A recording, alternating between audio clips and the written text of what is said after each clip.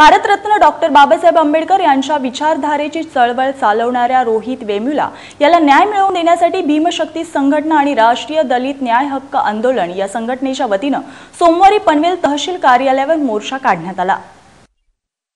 हैदराबाद विद्यापीठातील Ambedkar student association या विद्यार्थी संघटनेच्या माध्यमातून भारतरत्न डॉक्टर आंबेडकर यांच्या विचारधारेची चळवळ रोहित वेमुला चालवत होता। परंतु विद्यापीठातील अखिल भारतीय विद्यार्थी परिषद व इतर जातीयवादी संघटनांच्या अमानवी आणि जातीयवाचक छळाने रोहितला आत्महत्येस प्रवृत्त केलं। तसेच सत्ताधारी पक्षातील केंद्रीय मंत्री स्मृती इराणी, बंडारू दत्तात्रय, विद्यापीठाचे कुलगुरू अप्पाराव या सर्वांच्या दबावामुळे प्रतिगामी विद्यार्थी संघटना अरेरावी माजवत आहे। याच्याच विरोधात हल्लाबोल करण्यासाठी रोहित वेमुला याला न्याय मिळवून देण्यासाठी भीमशक्ती संघटना आणि राष्ट्रीय दलित न्याय हक्क आंदोलन या संघटनांच्या वतीने सोमवारी 8 फेब्रुवारी रोजी पनवेल तहसील कार्यालयावर मोर्चा काढण्यात आला होता। शेतकरी कामगार पक्ष, काँग्रेससह अन्य दलित संघटना, आदिवासी बांधव सुद्धा या मोर्चामध्ये सहभागी झाले होते। तसेच यावेळी शेका पक्षाचे माननीय विवेक पाटील, नरेंद्र गायकवाड, सुभाष गायकवाड, राष्ट्रीय दलित न्याय हक्क आंदोलनाचे महाराष्ट्र राज्य महासचिव ॲडव्होकेट केवल उके, बीपी लांडगे, काँग्रेस पनवेल शहर अध्यक्ष advocate KS. Patil, advocate Madan Gowari, शेका पक्षाच्या मागासवर्गीय सेलच्या तालुका अध्यक्षा प्रिया वाघमारे, शेका पक्ष तालुका चिटणीस मंडळाचे सदस्य रामदास धोत्रे, तानाजी शिंदे, संतोष कीर्तीकर, प्रल्हाद वाघमारे, राहुल गायकवाड, सुदाम पाटील, ज्येष्ठ समाजसेवक अबाजी चितळे, जीवन गायकवाड, दीक्षा जगताप, रमा आहिरे, ॲडव्होकेट सव्वा खडे, संजना आजगावकर, पुरोगामी युवक संघटनेचे अध्यक्ष जगदीश पवार, निलेश बाबरे आदी मान्यवर मोर्चात सहभागी झाले होते। भारतरत्न डॉक्टर बाबासाहेब आंबेडकर यांच्या पुतळ्याला हार अर्पण करून व अभिवादन केल्यानंतर या मोर्चाला सुरुवात झाली। प्रतिगामी मनुवादी भाजप सरकारच्या विरोधात घोषणांनी पनवेलचे रस्ते दणदणून गेले होते।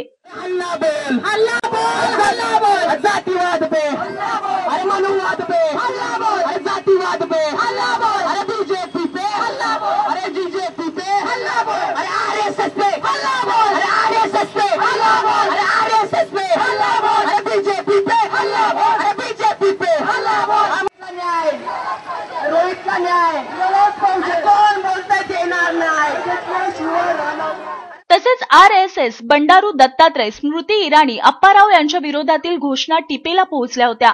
जोर जुलूम की ये सरकार नहीं चलेगी अब की बार असे म्हणत विद्यार्थी वर्ग आघाडीवर दिसत होता। तहसील कार्यालयापाशी मोर्चा अडविल्यानंतर शिष्टमंडळाने पनवेलचे तहसीलदार दीपक अडके यांच्याकडे निवेदन सुपूर्द केले। यावेळी माननीय विवेक पाटील यांनी आपल्या भावना व्यक्त करत प्रतिगामी विचारांचे सरकार दलित बहुजन समाजाला शिक्षणापासून वंचित थांबवण्याचे कारस्थान करत आहे। तसेच घटनेने आम्हाला दिलेल्या शिक्षणाचा आधार जर हे सरकार हिरावून घेऊ इच्छित असेल तर या सरकारची मनुवादी भूमिका आम्ही सहन करणार नाही।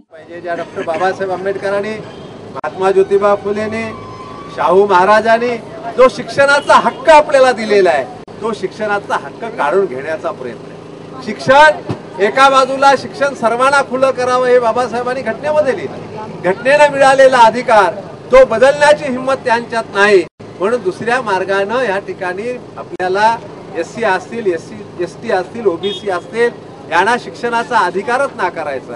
शिक्षण खूप महाग करून ठेवायचं, शिक्षण खूप खर्चिक करून ठेवायचं आणि घटनेप्रमाणे जे एससी, एसटी, ओबीसी ना या ठिकाणी जे काय अनुदान मिळायला पाहिजे ते अनुदान लेट द्यायचं, उशिरा द्यायचं किंवा मिळूनच द्यायचं नाही। 2-2, 3-3 वर्ष त्या विद्यार्थ्यांचं अनुदान द्यायचंच नाही आणि ह्यांना शिक्षणापासून वंचित ठेवण्याचे प्रयत्न आज ह्या भाजप सरकारने सुरू केलेले आहेत। त्याच्या विरुद्धचा आवाज आहे। रोहित वेमुला हे आपल्याला समोर असणारं एक आपल्याला उदाहरण आहे, पण आपल्याला जनजागृती करावी लागेल। मोर्चामध्ये तरुणांनी ज्या पद्धतीनं आपल्या मनामधला रोष, मनामधला राग जो व्यक्त केलाय तो राग खऱ्या अर्थानं मर्यादित न राहता समाजातल्या सर्व घटकांमध्ये तो पोहोचला पाहिजे। त्या दृष्टिकोनातून आपण प्रयत्न करायला पाहिजे।